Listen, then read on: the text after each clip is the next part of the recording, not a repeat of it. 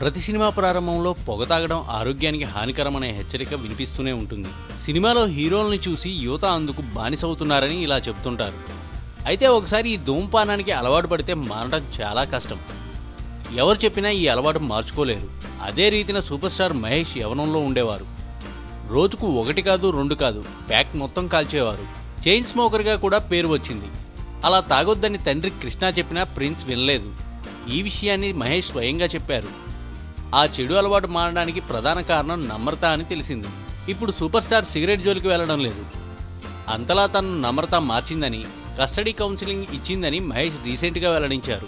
Easy way to stop smoking అనే పుస్తకం కూడా తను మళ్ళీ సిగరెట్ ముట్టకుండా చేసేందుకు దోహదపడిందని వివరించారు.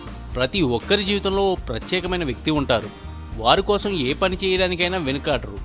మహేష్ జీవితంలో నమ్రత ఆ స్పెషల్ పర్సన్ అని ఈ సంఘటన ద్వారా అందరికీ అర్థమయ్యే ఉంటుంది.